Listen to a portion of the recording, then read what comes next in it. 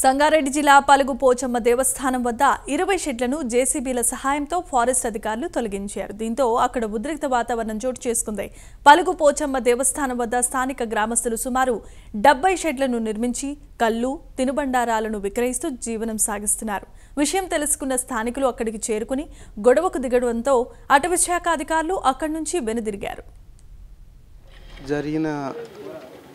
Forest వాళ్ళు కక్షపూర్వకంగా మరి అది ఏందా ఏం కథనా మాకు తెలియదు. కానీ అక్కడ ఉన్న వాళ్ళు మొత్తం మీద పేద పరిస్థితులు గతంలో 20-30 రూపాయలకు కూలి చేసుకొని బతికేటోళ్ళు కొంచెం ఏదో జీవన ఉపాధి కోసం అక్కడ రేకులు వేసుకొని అప్పులు చేసుకొని అది చేసుకొని ఇంత నడుస్తుంది అని అదే ఆశతోని ఒకరిని చూసి ఒకళ్ళు విలేజ్ వాళ్ళు వేసుకోరు. కాకపోతే వాళ్ళు ఏదైనా ఉంటే కొంచెం వేసుకోండి అని చెప్పాలి, లేదంటే ఇంకా ఇయ్యకముందని ఆపాలి. ఇన్ని రోజులు కొని వాళ్ళు అప్పులు చేసి వీళ్ళు వేసుకున్నాక వాళ్ళు అర్ధరాత్రి చెప్పకుండా చేయకుండా బాగా నష్టపరిహారం చేసిరు. అక్కడ ఉన్నోళ్ళని వాళ్ళు ఎంక్వైరీ చేసుకున్నా సరే, ఎందుకంటే ఒక్కరికి ఒక ఎకరా పొలం అర్ధ ఎకరా పొలం లేని వాళ్ళు అంతా భూములు లేని వాళ్ళు ఆడున్నోళ్ళు.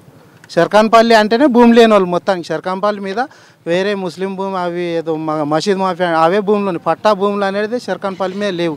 భూములు అధికంగా భూములు అవి ఉంటే అక్కడ పోయి ఏదో బాసాన్లు దోమి అడ్డమైన మాటలు వాడుకుంటా తాగినోళ్ళు అంటారు, ఏదో వేరే వేరే మాటలు గిట్ట వాడుకుంటా ఆ సేవ చేసుకుంటా 2 రూపాయల కోసం పని చేసుకుంటారు వాళ్ళు అంత మటుకే. కానీ వేరే పనులు ఏమన్నా ఉంటే పనులు దొరికితే ఆడ పనే పెట్టుకోకపోదురు.